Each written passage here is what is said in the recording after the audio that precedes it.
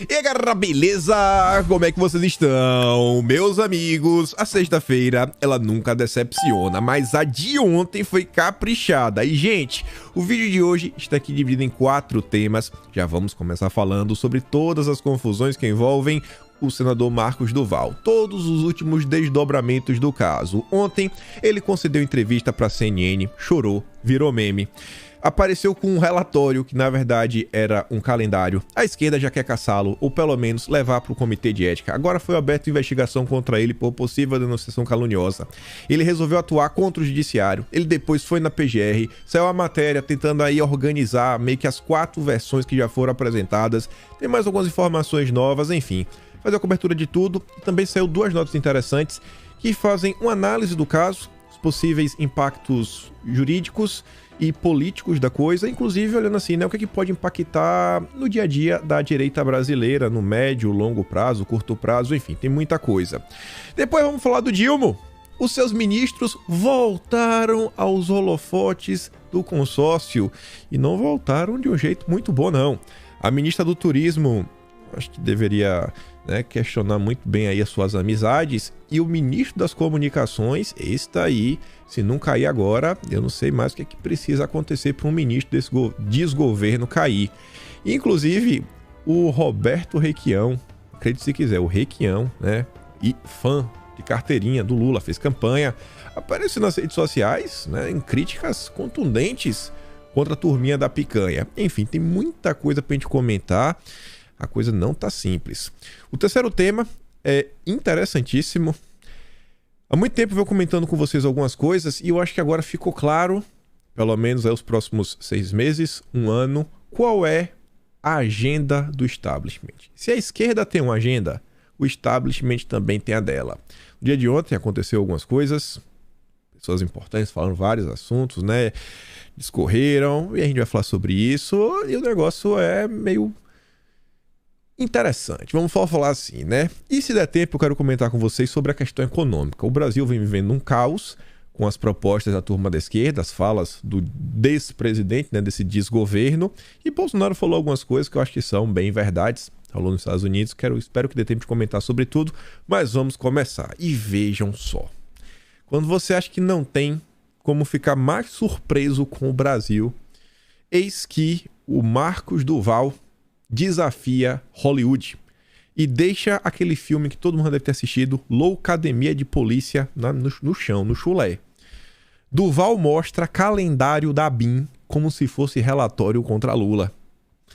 Após um longo dia dando entrevistas sobre o envolvimento do ex-presidente Jair Bolsonaro em um suposto plano, Marcos Duval publicou na noite desta quinta-feira a foto do que disse ser um relatório da Agência Brasileira de Inteligência. O problema é que, segundo agentes da BIM, o relatório nada mais é do que o calendário de 2023 distribuído aos funcionários. O senador apagou a foto. E foi isso daqui que ele postou. Neste relatório, cai o ministro da Justiça e cai o presidente Lula. Hashtag CPI do terror. E ele posta lá no stories dele do Instagram. Esses são os nossos parlamentares. O Brasil, né, supera qualquer roteiro de Hollywood assim, com as mãos nas costas. O Marcos Duval, ele adora se apresentar, né, com o senador, basicamente aí braço da SWAT, que ele até falou que ia renunciar, voltar para os Estados Unidos, ter o trabalho dele junto com a SWAT. A coisa tá ficando tão ridícula que até o Globo soltou essa nota. O broche da SWAT, usado por Marcos Duval, é vendido por R$60 na internet. O que talvez seja fake news da Globo. Porque teve gente que achou por 35. Olha só, hein? Olha só, 35. Acho que a Globo tá valorizando demais o nosso senador capixaba. Aí ele concedeu entrevista na CNN. Só pela manchete e o subtítulo você já vê a confusão. Marcos Duval disse que o seu ex-assessor o influenciou a dar esse depoimento. Repórter Leonardo Caldas trabalhou como assessor do senador e é o autor da reportagem da Veja. E aí o Marcos Duval disse que fez isso daí. Ele ainda falou que ele foi gravado sem autorização. Você fica se perguntando o que está acontecendo. Nessa entrevista, ele virou até meme. Ah, Jesus. Eu vou mandar pra vocês o vídeo, vale a pena você olhar pra cara dele. Mas só pelo tom de voz, você vai entender o que tá acontecendo. Senador, obrigada. Então vamos encerrar a entrevista. Eu agradeço muito a participação e a entrevista. Filha, isso é por você, tá, filha? Pra deixar um Brasil melhor pra você. O senador Marcos Duval, então, conversando com a gente aqui no Visão CNN. Muriel, vamos encerrar aqui. Gente, tem que ir, gente. Tem que ir, porque o Brasil é intancável. Esse país não tem condição, bicho. Rapaz, é muita loucura. Filha, é por você, filha. É por você, é pro Brasil melhor. Rapaz, velho. É inacreditável. É inacreditável. Nossa Senhora. Chega a ficar emocionado aqui. Tô chorando junto com ele. O Brasil, sabe? Assim, cara, o que é que tá acontecendo? A gente não consegue sair do lugar. Eu não consigo entender o que passa nesse país às vezes. Esses são os nossos representantes. Cara, assim...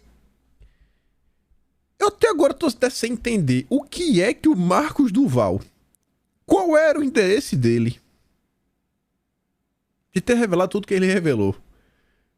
Na verdade, eu não sei nem o que ele revelou mais. Eu tô perdido na história. Ele quer chegar aonde? Acho que ninguém tá entendendo. Até a turma da esquerda tá com medo. Não, vamos esperar pra ver aqui, velho. Não sei o que ele quer. Será que ele quer tirar uma CPI do papel? Será que ele não quer? É verdade ou não é? O Alexandre Padilha, no primeiro momento, falou: pô, a fala é grave, tem que investigar. No segundo momento, ó, peraí, vamos com calma aqui, com essas denúncias aí do Marcos Duval. Vocês viram o próprio Randolfo Rodrigues falando: ó, isso aí é caso de um bom psicólogo. Aí vem. Base do Lula vai levar Marcos Duval ao Conselho de Ética. E a rede acusa Marcos Duval de golpismo e pede cassação do mandato. Em representação concluída na noite desta sexta, a rede diz que Duval se valeu da proximidade com o ex-presidente Jair Bolsonaro para conspirar em prol de um golpe de Estado. Já estão tentando envolver Bolsonaro na confusão. Abre aspas, não satisfeito em participar de tal reunião e de parecer cogitar participar efetivamente do plano golpista, o senador ainda promoveu um verdadeiro tumulto a divulgar as informações com diversas idas e vindas em suas infinitas versões sobre os fatos, afirma o documento. Isso é um ponto que eu acho que todo mundo deveria estar se questionando. O que o Marcos Duval queria fazer com suas revelações? Ninguém consegue entender, e tantas idas e vindas na entrevista, isso, aquilo, outro. Assim, se tem algo sério, se tem algum tipo de materialidade, se tem algum tipo de prova, porque o Ministério Público não age assim, né? Ah, eu falei, tá falado, disse ministro, é só no papel. Não existe isso, você fala, e só porque você falou, né, isso é uma verdade absoluta. Ele tem que provar o que ele falou. A própria também pontuando que não tem base. É só conjecturas, é só disse-me disse. Pode agravar, né? Tem um impacto muito mais político do que jurídico, no final das contas, que é muito disse-me disse. Mas, substancialmente, o que é que tem para ser apresentado? O país está sendo colocado numa rota de colisão sem parar, sem parar. Crise após crise. Quando as coisas começam a melhorar um pouquinho e a população começa a focar no país, dos problemas reais que precisam ser resolvidos e que esse desgoverno não tá nem aí para nada, tá lá com a agenda ideológica dele, não é petista, é uma agenda petista. Quando a população começa a focar nisso, vem uma nova confusão. E aí tira o foco mais uma vez. É o que o Marcos Duval tá fazendo. A divergência entre Bolsonaro e Daniel Silveira sobre o encontro que teria tratado do golpe. Essa matéria eu quis trazer para vocês só para mostrar uma coisa, ó. Após a revelação, o ex-presidente diz a um ex-colaborador de seu governo que a conversa com o senador e com Daniel Silveira teria sido rápida. Não só Bolsonaro falou isso, o próprio Marcos Duval também falou que foi um encontro assim, rápido. No máximo 40 minutos, não mais que isso. O Bolsonaro ficou calado e depois falou, beleza. Vamos lá, a vida que segue. Depois tu fala aí. Eu já queria encerrar. Imagina, Bolsonaro estava em casa, de bermuda, aí chega um maluco do Daniel Silveira com um plano mirabolante. Bolsonaro deve parado assim, cara, o que é que tá acontecendo aqui? É sério que alguém viu? É sério que estão vindo aqui na minha casa para me apresentar essa maluquice? E como se isso fosse salvar o Brasil? Só imagina o que passava na cabeça de Bolsonaro. Já o ex-deputado afirmou a interlocutores que chegou a ter um encontro que durou horas com Bolsonaro, na mesma semana que ocorreu a conversa com Duval. Esses aliados não sabem dizer se a reunião seria a mesma que o senador descreveu ou se seria um outro encontro entre o então presidente e o Daniel Silveira. Isso daqui eu duvido que tenha acontecido. Isso aqui é aquele típico cara que adora contar vantagem para dizer assim, não, olha só, eu sou super amigo de Bolsonaro, fico horas conversando com ele, ele me vê como um seu braço direito, né? Eu sou o cara da inteligência dele. Obviamente que isso não aconteceu. Fica arrotando mentiras para tentar, né, mostrar que é virtuoso. O Daniel também se supera a cada momento. Marcos Duval tem reunião com Augusto Aras na PGR. Essa manchete aqui eu trouxe não para falar da reunião, depois a gente comenta um pouquinho sobre isso. Na verdade, ao longo da matéria diz que não tem muita materialidade o que ele tá falando, não tem prova, não tem nada, assim, vai chegar como o que ele falou? Ele vai falar uma coisa, Bolsonaro vai falar outra, Daniel vai falar outra e aí? Então não tem como, juridicamente é extremamente complicado. Só que a matéria faz um negócio interessante, né? A cronologia da contradição. Primeiro, em entrevista à revista Veja, antes da posse de deputados e senadores, no dia 1º de fevereiro, Marcos Duval afirma que Bolsonaro teria participação direta no plano. Aí, na live realizada na madrugada do dia 2, ele diz o seguinte: eu ficava puto quando me chamavam de bolsonarista. Vocês me esperem, que vou soltar uma bomba. Sexta-feira vai sair na revista Veja a tentativa de Bolsonaro de me coagir para que eu pudesse dar um golpe de Estado junto a ele. Só para vocês terem ideia. E lógico que eu denunciei. Entrevista coletiva na manhã de quinta-feira. Marcos Duval entra em contradição e diz que o presidente teria ficado calado durante toda a reunião. Nesta versão, o parlamentar responsabilizou Daniel Silveira e ainda garantiu que denunciou tudo para o ministro. E, no depoimento para a Polícia Federal, ele mantém a versão anterior de que Bolsonaro ficou calado durante o encontro e que Silveira teria detalhado o plano para gravar o ministro. Que confusão. Denúncias de Duval ainda são incipientes e versões se contradizem. Avalia integrante da PGR. E vai ficar nisso. Sem uma materialidade, sem nada. Tem que provar de alguma forma. Senão é disse-me disse. Juridicamente, isso não vale de muita coisa. É mais um impacto político. E aí, após criar toda essa confusão, aqui, né? Após relatar trama golpista contra o ministro, Marcos Duval agora quer o afastamento do ministro do caso. Ele afirmou na sexta-feira, no caso ontem, que ia pedir à PGR o afastamento do ministro da relatoria dos inquéritos que apuram os atos. E aí o motivo, segundo ele, é o fato do magistrado ter sido citado no depoimento em que ele prestou, relatando a reunião como antigo chefe do Palácio do Planalto com o ex-deputado Daniel Silveira, em que ele foi apresentado um plano para gravar o ministro. Aí agora o pessoal está se perguntando, mas o cara é o quê? Agora é um agente duplo, o que está acontecendo? E aí o ministro, depois de tudo que rolou, determinou a apuração de supostos crimes do Marcos Duval. Ele agora quer saber qual é a realidade nas 4 diferentes versões que foram contadas pelo senador. O ministro determina no espaço publicado nesta sexta a apuração das declarações.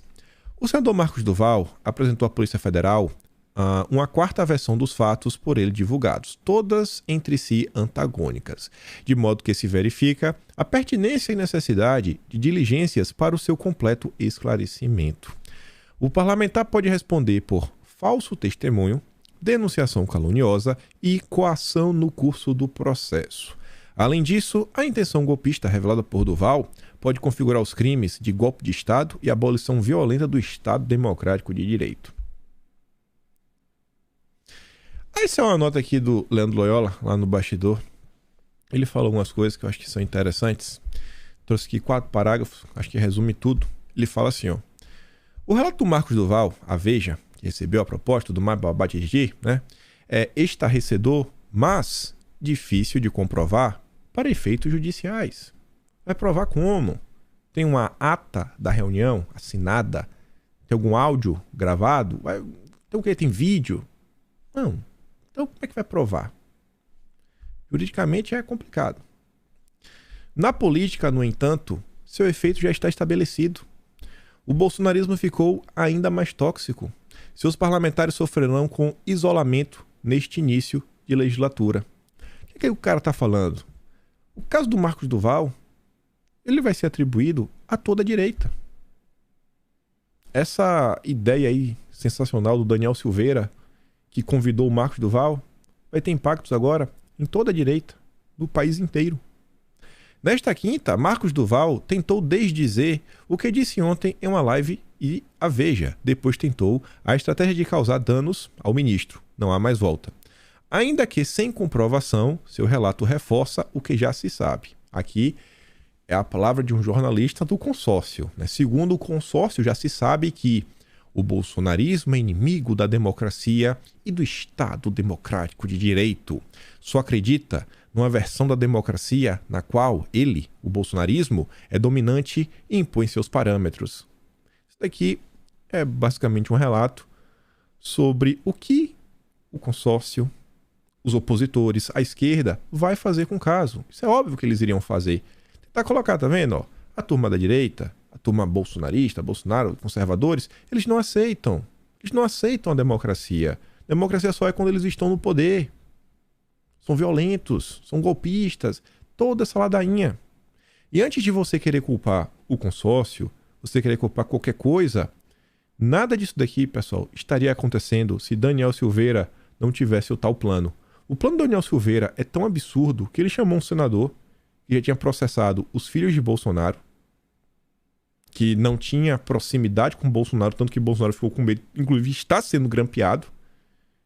E Daniel Silveira pede total discrição para o cara não contar nem para a esposa. E agora todo o Brasil sabe. Nada disso daqui estaria acontecendo se não fosse o Daniel Silveira. Este é o principal culpado de tudo. Isso é péssimo na democracia.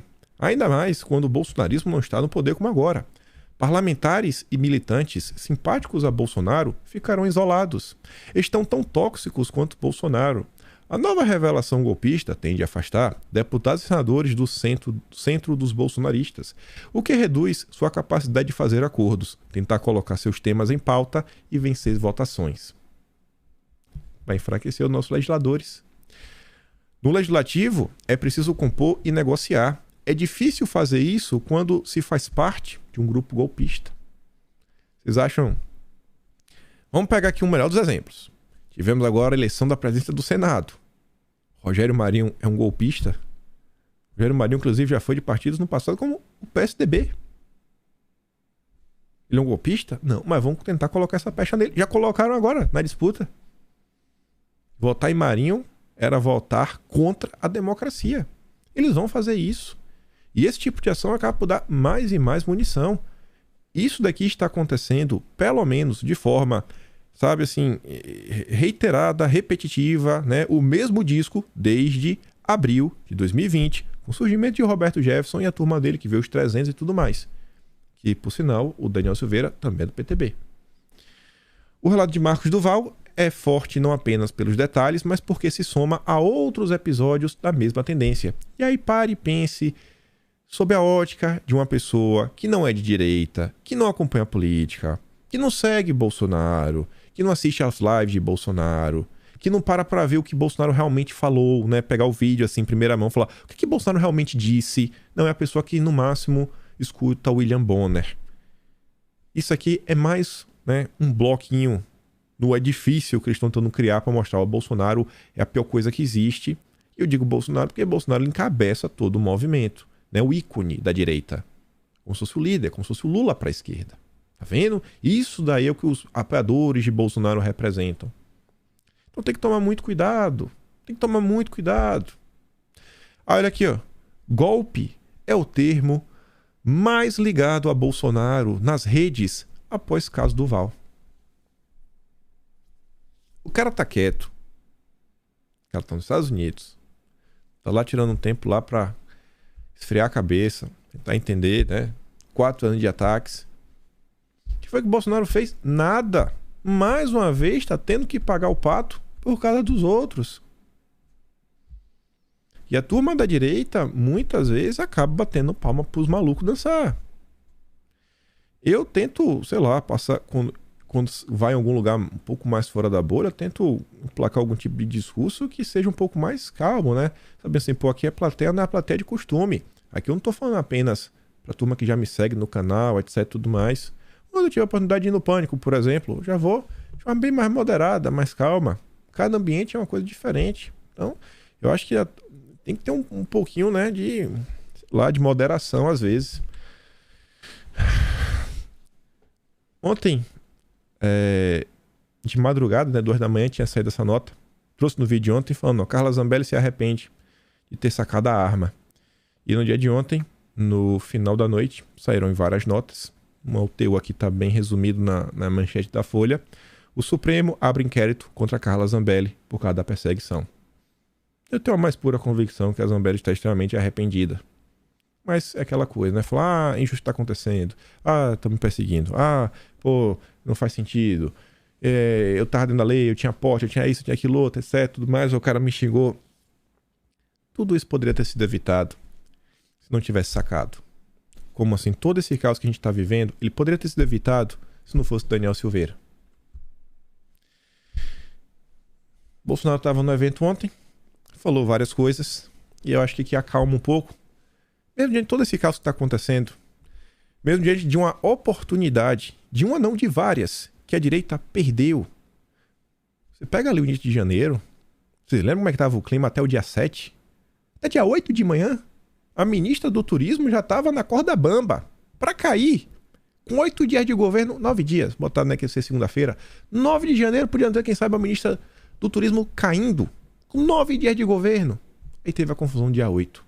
Todos os holofotes em cima do governo, falas malucas da turma da economia, bancos, BNDES, tudo isso daí ficou meio que segundo plano. Por quê? Porque o foco era o dia 8. As coisas estavam acalmando, passou janeiro, já estava nessas idas e vindas finais, etc. O pessoal já estava voltando a comentar a economia, pô, e aí o Dilma aí dando entrevista, falou com quem de Alencar na Rede TV, falou umas coisas complicadas. Aparece o Marcos Duval. O assunto já estava ali, Senado, Pacheco, Rogério Marinho e agora o pós, comissões. Aí vem isso daí. Mais uma vez, tira o foco das questões do Brasil, do caos que está sendo o desgoverno para essas confusões. Mas mesmo assim, o Brasil é maior que tudo isso. Mesmo assim, Deus é brasileiro. E Deus não vai deixar seus filhos da mão. Tenho certeza que o Brasil não se acaba com o atual governo. Quem diz é Bolsonaro. E ele tá certo, o Brasil não vai acabar. Não vai acabar. Não vai. 24 vem aí, é ano que vem já. Vocês vão ver, a direita vai eleger muito mais prefeitos do que elegeu em 2020. Muito mais vereadores do que elegeu em 2020. Não tem como ser diferente. Isso vai acontecer. Vocês verão. Vocês verão. É preciso agora ter, né, racionalidade, agir, pensar, botar a bola no chão, olhar pra frente, parar de correr olhando pra bola. Bota a bola no chão, olha assim, ó, olha o que tá acontecendo. Vê onde é que tá os marcadores, vê onde é que tá o zagueiro, a oposição. Usar a linguagem do futebol que todo mundo é brasileiro, todo mundo entende. E calma, vamos na calma, toca a bola, vamos tocar aqui a bola. Recua um pouquinho, toca ali pra trás, pro volante, pro zagueiro. Tá cheio de marcação aqui, toca um pouquinho, vamos aqui organizar o meio de campo. Respirar um pouquinho, às vezes o pessoal tá cansado. Faz algumas substituições se precisar, vamos voltar. Na calma. O Brasil não vai acabar. Não vai acabar. Mas nessa toada que a turma tá indo, não tá muito bom. Acho que tá mais do que claro. Só vou botar aqui de link, porque tem a ver com Bolsonaro, Estados Unidos. Olha a turminha do amor. É isso que eu tô falando. O desgoverno não tem agenda propositiva. Não propõe nada. Ontem a capa da Cruzoé, lá da turma do antagonista, foi... Já assistiu aquele filme V de Vingança? Eles pegaram a cara do Dilma, colocaram no V de Vingança e aí colocaram L de Vingança. Tá todo mundo comentando. O próprio consórcio. Acho que é a nossa surpresa de todos. Eu não esperava o consórcio tá pontuando do jeito que tá. Aí tá aqui, ó. Olha qual é a ideia. Dilma encontra embaixadora e PT tenta barrar visto de Bolsonaro nos Estados Unidos. Trabalhar pelo Brasil, propostas... Esquece. Deixa isso daí pra lá. Não é prioridade pra turma do PT. O que o PT deveria realmente estar se preocupando, que é coisa pra se preocupar e tentar resolver, é a coisa que envolve os seus ministros. Olha essa nota. Ministra ligada a milicianos ajuda PT em locais distantes da esquerda, diz pesquisadora. Tá, mas e aí? Significa o quê? Que beleza, então, né? É a aliança com os milicianos pelo bem maior? Não entendi. Só pra falar do caso dela, a bola tava pingando. Chutou pro gol. Olha quem chutou pro gol. Deltan Dallagnol. Deltan é tucano, tá no Podemos por, sei lá, né? Uma simples questão pontual, mas nada faria diferença. O Deltan Dallagnol tá no PSDB. Ele, o Moro. Deltan aciona Ministério Público do Rio contra a ministra do Turismo. Por quê? Ele pediu investigação da Daniela Carneiro por suspeita de mau uso de recursos do fundo eleitoral durante a sua campanha a deputada federal no ano passado. Segundo suspeitas divulgadas há 2 semanas, Daniela teria gasto 1,09 milhão de reais em 2 gráficas fantasmas em Belford Roxo, município que o marido dela, o Wagner Carneiro, é prefeito. Só que esse caso da Daniela é fichinha perto do nosso ministro das estradas. Esse daqui tá pra nascer. Esse aqui realmente é jogador. Camisa 10, devia estar no PT. Esse é o ministro mais petista do país. Assim, em termos de você olhar falando, esse cara merecia estar no PT. Merecia, quem sabe, até ser o sucessor do Dilma, candidato. Você fala assim, rapaz, é sensacional as coisas que vão acontecendo ao redor dele. Folha de São Paulo, não apenas o Estadão, agora também está comentando sobre ele. Emendas de 42 milhões de ministro das Comunicações bancam empreiteiras alvos da PF e TCU.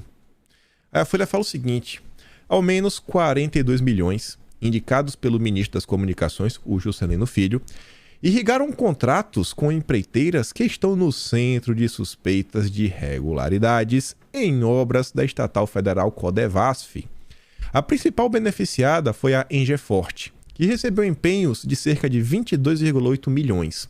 O TCU aponta a construtora como a principal beneficiada de um suposto esquema de quartel. Como revelou a Folha, a empresa dominou licitações da Codevasf em 2021 e, em parte delas, usou uma empresa de fachada. Outra beneficiada é a Construservice, que teve 19,3 milhões de reais empenhados a partir de verbas direcionadas por Juscelino, nosso ministro, para obras em diversos municípios do Maranhão. A empreiteira tem como sócio oculto o empresário conhecido como Eduardo DP, que chegou a ser preso em operação da Polícia Federal em 2022 por suposta fraude em licitações e desvio de verbas federais na Codevasf. Essa matéria aqui da Folha foi mais ou menos, né? Só assim umas denúncias, assim, aleatórias. O Estadão segue se superando. Ministro do Dilma usou orçamento secreto para beneficiar a própria fazenda no Maranhão. Aqui não é perto da estrada, é mais coisas. O Estadão conseguiu identificar 50 milhões. Chupa a Folha de São Paulo, 50 milhões. Destes, o deputado despachou 16 milhões para Vitorino Freire, onde sua família costuma revezar o poder com aliados desde os anos 1970. Foi nessa época que Vinícius Aurélio Rezende, o avô do nosso grande ministro, iniciou a dinastia lá no município, né? Juscelino Rezende, pai do ministro, também comandou a prefeitura por 2 mandatos. Sua família tem dezenas de fazendas e ao menos 8 foram beneficiadas pela estrada que ele mandou asfaltar com verba pública. Ao menos 8. Não é uma, 8 fazendas. Vitorino Freire é uma cidade pobre, 31 mil habitantes, na zona rural do Maranhão, com saneamento básico precário. E, gente, um local onde 42% da população não tem calçamento na frente de casa. Pista de terra, chão de terra, 42%. Metade dos moradores vive com meio salário mínimo. A prioridade do ministro, porém, foi usar o orçamento secreto para pavimentar a estrada que atende às suas propriedades e de sua família. Segundo o Estadão. Metade dos moradores vive com meio salário mínimo. Pô, ministro, o O senhor está sendo aqui atacado pela imprensa. Tenho certeza que o povo brasileiro está com o senhor. O povo brasileiro está com o ministro. Pô, o ministro das estradas, pai. O brasileiro gosta de estrada, gosta de carro. Gosta de carro. É a turma do Estadão que não quer ver o pobre andando de carro. A turma do Estadão tá com inveja. Grande ministro. MP Eleitoral vai reavaliar a prestação de contas de ministro por apresentação de dados falsos. Isso aqui envolve a questão lá dos voos de helicóptero que já foram apresentados aí na prestação de conta dele da eleição. A próxima matéria que ainda fica melhor ainda. Não, o Estadão tá demais, eu com esse ministro. O Ministério Público Eleitoral do Maranhão vai reanalisar a prestação de contas da campanha do ministro das Comunicações, o Juscelino Filho. A decisão dos procuradores de fazer um pente fino nas despesas do então candidato a deputado pela União Brasil ocorre após o Estadão revelar que ele prestou informações falsas à Justiça para justificar despesas com voos de helicóptero. Anteontem, reportagem do jornal mostrou que a lista de passageiros apresentada pelo ministro incluía um casal e a filha de 10 anos. A família de São Paulo, turma toda de São Paulo. A família disse que não conhece Juscelino, nem trabalhou para ele. Os três aparecem em 23 supostos deslocamentos de helicóptero, de um total de 77, pagos com dinheiro do fundão. Abre aspas, não tenho nenhuma ligação com a campanha no Maranhão. Nunca fiz nada ligado ao Maranhão, nem tenho ligação com nenhum político, afirmou a reportagem o empresário Daniel Pinheiro de Andrade. O ministro disse ter gasto R$385 mil com a empresa de táxi aérea. O então candidato a deputado gastou ao todo 2,8 milhões na sua campanha à reeleição. De forma reservada, integrantes do MP disseram que a revelação traz elementos novos ao caso que exigem uma reanálise dos documentos da campanha de Juscelino. Os procuradores entendem que ele não demonstrou vínculo formal ou informal com os passageiros. E aí, nossa, quando você acha que não podia melhorar, né? Estradas, helicóptero, orçamento secreto. Se bem que também envolve orçamento secreto. Que a turma do PT tanto fingia criticar na época da eleição, né? Agora vem a turma do Estadão, isso aqui teve até um organograma, relembrando aí um período recente da história brasileira, que o PT estava na frente do país, né? Alguns períodos recentes, né? O PT, toda vez que parece que o PT chega no poder, começa a aparecer assim, uns gráficos, né, de políticos ligados, assim, empresas, pessoas, é uma coincidência, é só uma coincidência. Ao menos quatro empresas comandadas por amigos de ministro ganharam 36 milhões de prefeitura no Maranhão. Rapaz. Ao menos 4 empresas de amigos, ex-assessoras e uma cunhada do ministro das Comunicações, o Juscelino Filho, ganharam mais de 36 milhões em contratos com a prefeitura de Vitorino Freire. O Estadão apurou que o município governado pela irmã de Juscelino contratou as firmas com verbas do orçamento secreto e de emendas parlamentares destinadas por ele. O Estadão tá com inveja. E o que é que tem de errado? Ah, só porque contratou a firma... Só porque a irmã dele contratou a firma da cunhada. Ah, para! Que inveja, viu? Só porque a irmã dele contratou com orçamento secreto as emendas que ele mandou a empresa da ex-assessora. Ah, tudo amigo. Vai contratar aqui do inimigo, é? Vai contratar o inimigo, é? Tá maluco? Inveja do Estadão. Grande ministro. Aspectos em comum entre as beneficiadas. Todas intensificaram os negócios a partir de 2015. E o que tem a ver? O que aconteceu em 2015? Quando Juscelino assumiu pela primeira vez uma cadeira de deputado. 3 foram abertas no início do mandato. Porque 2015 era Dilma. Primeiro ano do segundo mandato de Dilma. Os empresários estavam, né, esperançosos. Não tem nenhum vínculo com o Juscelino, né, subindo para o Congresso. É inveja do Estadão. Ministro amado do povo brasileiro. 2 ex-assessoras que trabalharam no gabinete de Juscelino tornaram-se sócias da Arco Construções. Anne Jaqueline Silva Magalhães deixou o cargo comissionado na Câmara para ser uma das donas da empresa. Por sua vez, Cândida Santana fundou a companhia e depois virou assessora do deputado. Criou a companhia, depois virou assessora dele? Tá bom.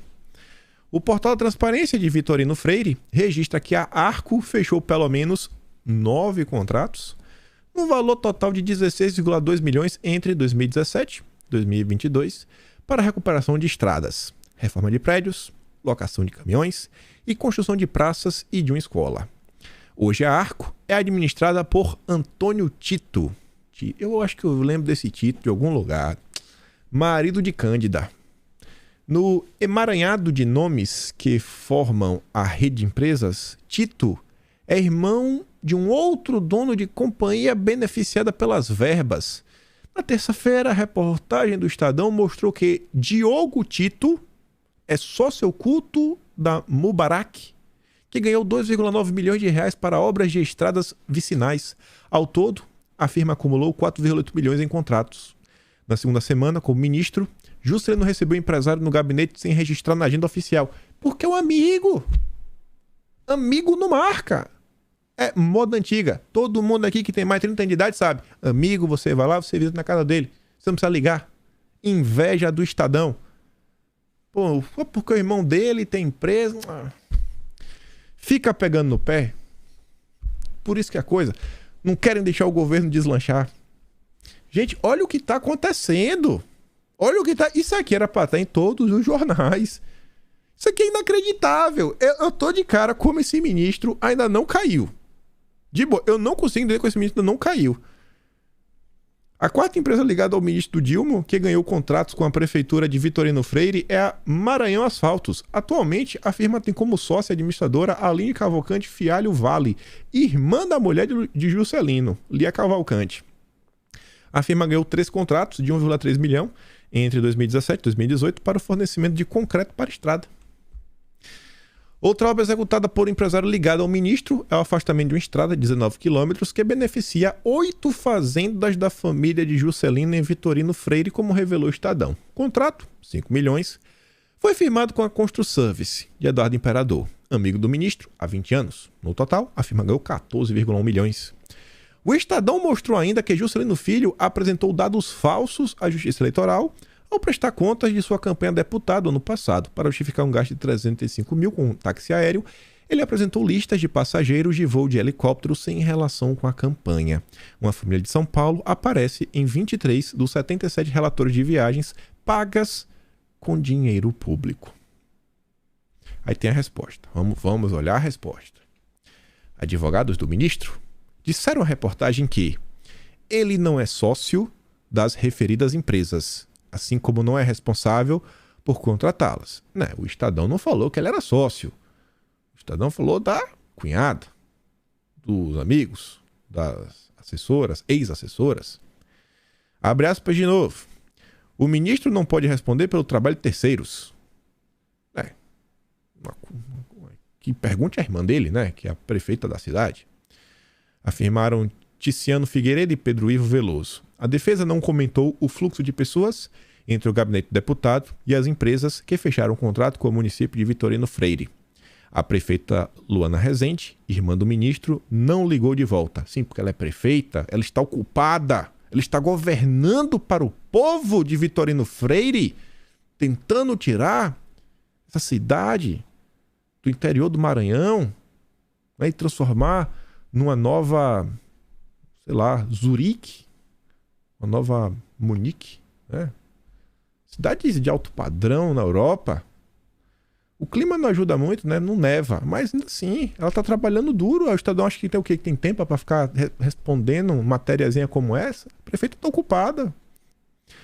Ex-sócia da Arco, Júlio Neto respondeu não ter conhecimento sobre as informações apresentadas. Aline Cavalcante do Maranhão não ligou de volta. Antônio Tito diz que todas as licitações vencidas por sua firma foram legais e em alguns casos as empresas foram as únicas concorrentes. Bem legal, viu? Concorrência como essa, realmente é bem legal. Pô, eu acharia muito bacana se eu tivesse uma empresa também. E aí para vocês que estavam assim, meu Deus, é muita informação. Aquele típico emaranhado que é normal, né? Nos idos petistas. Na era petista, sempre tem que ter um desenho desse pra gente começar a entender o que é que tá acontecendo.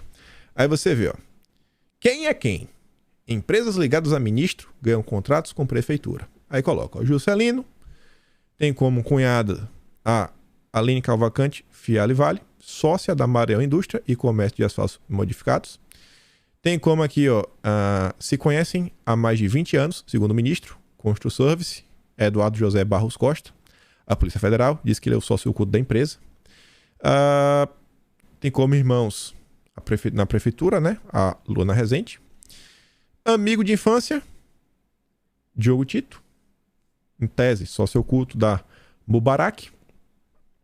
E ele tinha como ex-assessora, né? A funcionária, Anne Jaqueline Silva Magalhães, ex-sócia da Arco, que eu acho que esse aqui todo mundo é da Arco, né? Mas são irmãos, né? Esses dois aqui são irmãos? Não sei. Tá mais maluco aqui, né? Essa linha aqui que eu não tô entendendo. Acho que todo mundo aqui é da Arco, né? Porque tem esse traçado vermelho. Mas tá aqui, ó. Juliano Neto Parente Santana. Lia Cândida Parente Santana Soares, que é casado, né? Deve ser cônjuge, com Antônio Tito Salem Soares, que é irmão do Diogo Tito. Tá bonito esse gráfico aqui. Só faltava colocar o dinheirinho aqui. Quanto envolveu, né? Quanto cada empresa ganhou, etc. Mas tá bacana, tá bacana. Olha o que tá acontecendo com o Brasil. Olha o que tá acontecendo com o Brasil. E isso só não é assunto, só não ganha o destaque, ganha, porque querendo ou não, o caso do Marcos Duval chama mais atenção. Olha o que tá... Olha essa imagem, gente. Ministro das Comunicações. Comunicações que tem a EBC, né? O cara falando lá que o que dependesse dele... Na visão dele, a Dilma sofreu golpe. Parte das comunicações também tem a SECOM. Vocês sabem lá, né? Eu achei que tinha acabado. Esse ministro tá demais, viu? O calote do ministro das Comunicações de Lula. Ministro das Comunicações, José Juscelino Filho, foi acionado na justiça pelo Banco do Nordeste por causa de um calote de R$831 mil.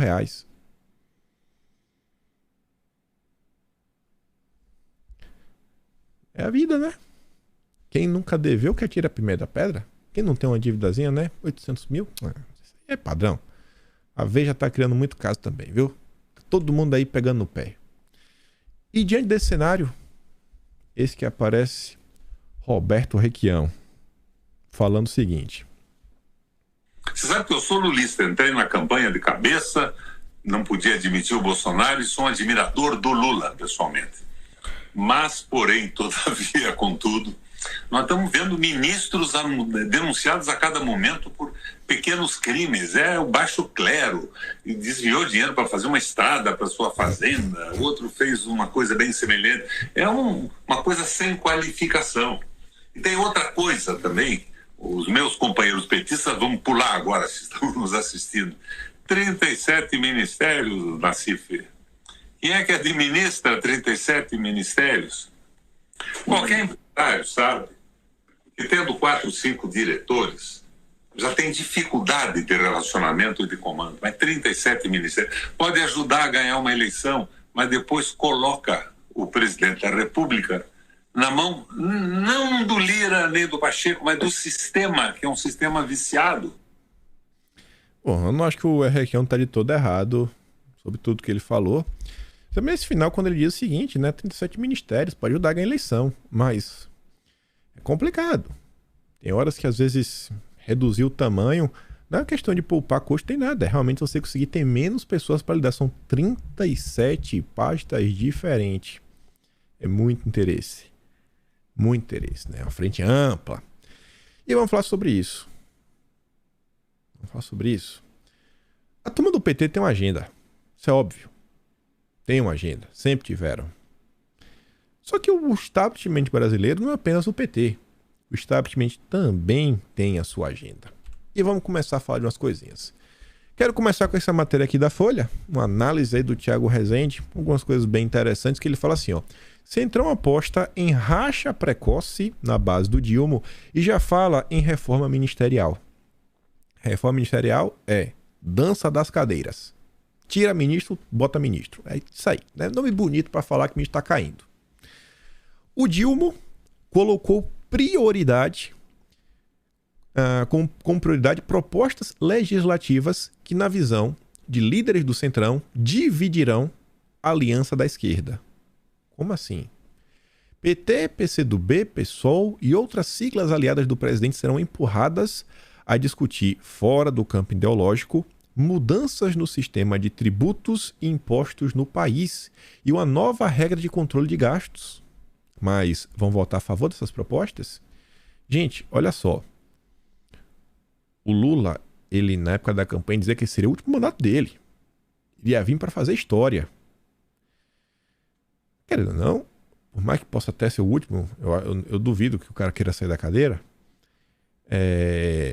Para ele continuar na cadeira, o Brasil não pode colapsar. O Brasil não pode colapsar.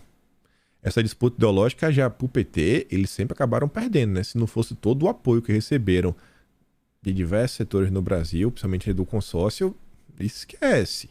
Esquece. O que fizeram para pitar Bolsonaro com a pior pessoa do planeta não tá no gibi.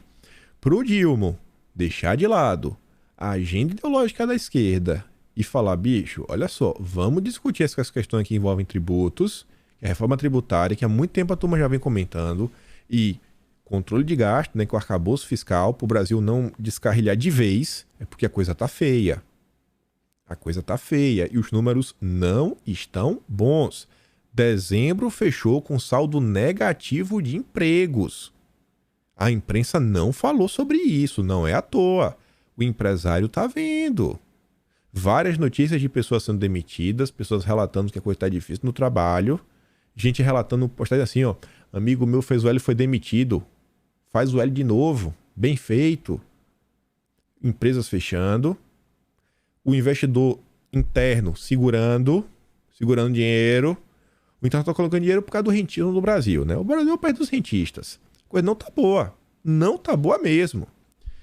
Parlamentares influentes do Centrão acham que o primeiro racha no núcleo da base política do Dilma se dará ainda neste semestre. Não vai durar 6 meses. Olha a aposta. Essa turma não aposta errado. É o momento em que esses partidos, como republicanos, PP até o PL, a ala raiz do PL, óbvio, acham que ganharão ainda mais força. Oficialmente, vão voltar a espalhar o discurso de que o bloco garante a governabilidade ao país e representa a estabilidade política, mas isso tem um preço. Articuladores do presidente não descartam uma reforma ministerial ainda neste ano, pois a verba, que era de emendas, deve ser usada nas negociações mais imediatas, como em votações importantes. O jogo da política começou agora. E o Dilma, experiente no terceiro mandato, guardou um pacotão de bondades para as negociações. Além de cargos, auxiliares do petista também afirmam que haverá distribuição de emendas, mas em um formato menos transparente que as antigas emendas de relator, né? Que não chamou de orçamento secreto. Menos transparente que o orçamento secreto. Menos, viu? Menos transparente. Os candidatos do Dilma, Lira e Pacheco, se reelegeram. Agora, dizem articuladores do petista, é hora de acelerar a formação da base no Congresso. Tudo será liberado no tempo da política. Eles estão com pressa. Líder do PT costura a recriação da Funasa. Quem? O Zé Cadiceu. A Funasa, ela foi extinguida por causa do PT, no segundo dia. Para estarem voltando, alguma coisa deu errado. Nunca houve uma equipe de transição tão grande neste país como foi a do Dilma.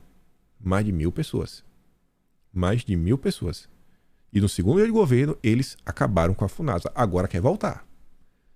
Parece que não está tendo cargo suficiente para acomodar a base no Congresso. E aí, veja. Vamos olhar algumas coisinhas. Ano passado, pelo menos, eu vou chutar para baixo, uma vez por semana, a partir de, sei lá, do início do ano passado mesmo, mas pelo menos uma vez por semana eu falava, ó,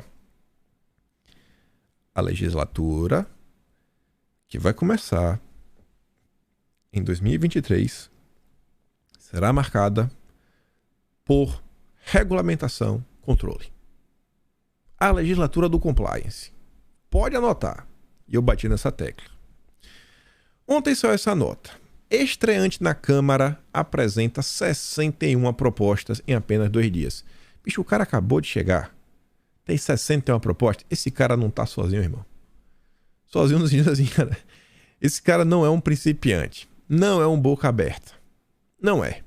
E não chegou sozinho. Tem grupo. Esse cara tem um grupo político. Grupo político, eu digo assim, tem setores que o apoiam. Seja setores do empresariado, seja alguns setores de determinadas indústrias. Existe um grupo que apoia esse cara. Todo grupo tem suas prioridades. O cara do União Brasil era ex-secretário de Habitação de São Paulo. Ele propôs 27 projetos de lei nos 2 dias iniciais. Até o momento, né, foram 61 ações. Além de projeto de lei, ele apresentou projetos de lei complementar, requerimento de urgências de temas relevantes, criação e instalação de comissões especiais e frentes parlamentares. As frentes é para fazer acompanhamento de determinadas coisas, ou temas, como frente da educação. Comissão especial, meu amigo, o cara está querendo aprovar alguma coisa muito rápido. Comissão especial é criada para não passar pelas comissões tradicionais, para acelerar o processo. Esse cara ele sabe o que ele está fazendo, não é boca aberta. Ex-secretário de Habitação de São Paulo, Marangoni, promete defender pautas de habitação, regularização fundiária. A pauta prioritária para a legislatura, porém, é a reforma tributária. Reforma tributária. Isso interessa muita gente, muita coisa pode ser discutida. Toda reforma, alguém sai perdendo. Todo mundo perde, mas alguns perdem mais, outros perdem menos. E tem gente que às vezes ganha. Ele também quer se debruçar sobre, olha isso aqui, Fundo de Participação dos Municípios. Meu amigo, isso aqui envolve muita coisa. Você pode modificar, assim, ajudar muito um município, quem sabe outro vai sair chupando o dedo. E reforma administrativa. Reforma administrativa é você mudar a operacionalização de toda a máquina do establishment. Isso aqui é uma regulamentação também, né? Você vai fazer tudo uma reforma administrativa junto com a reforma tributária. Pelo menos 3 grandes regulamentações o cara está querendo lidar. 3. Além disso, a lei establishment. A turma do PT tem a agenda deles, que também envolve regulamentação.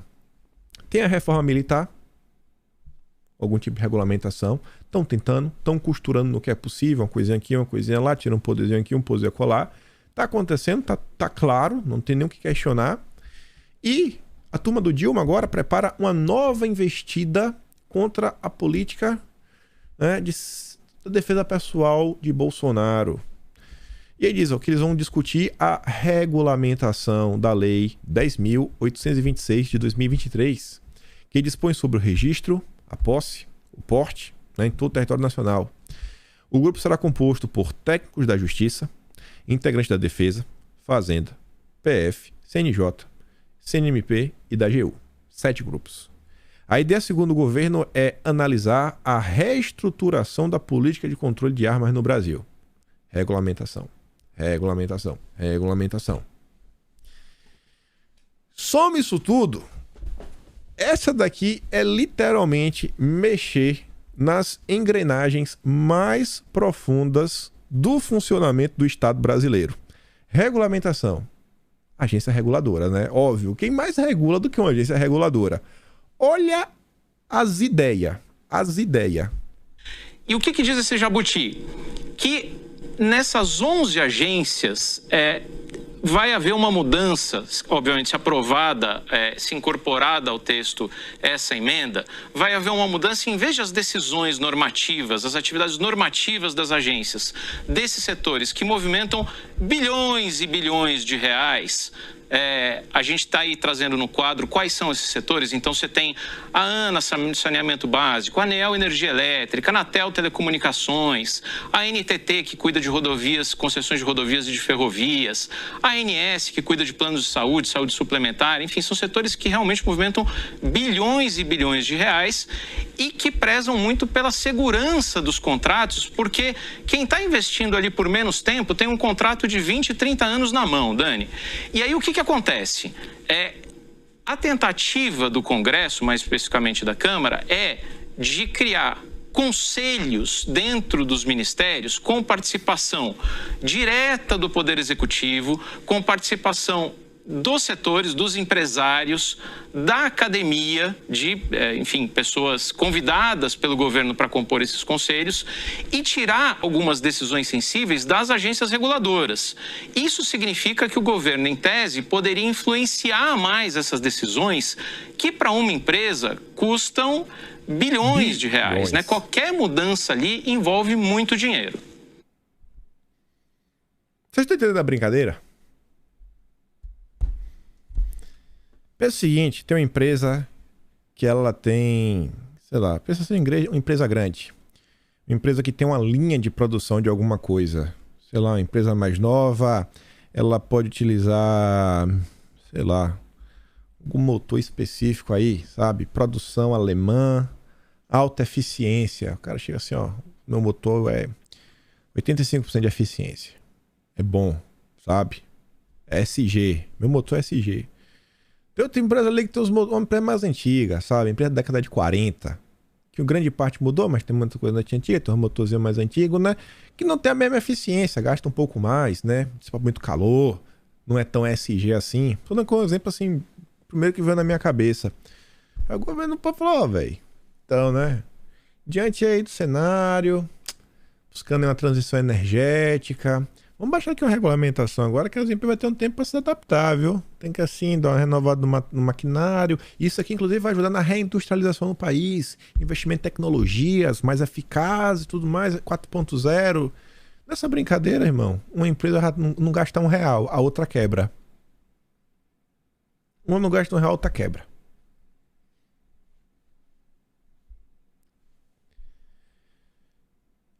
Onze agências reguladoras: saúde, rodovias, petróleo, telecomunicações, plano de saúde, energia, até cinema. Vai sair, e olha só, são indicações que normalmente você vê. Por mais que a gente saiba como é o perfil de alguns locais, como Câmara, como Senado, ainda tem, né, algumas divergências entre eles. Então os nomes que você acaba por indicar, eles representam assim, alguns grupos, né?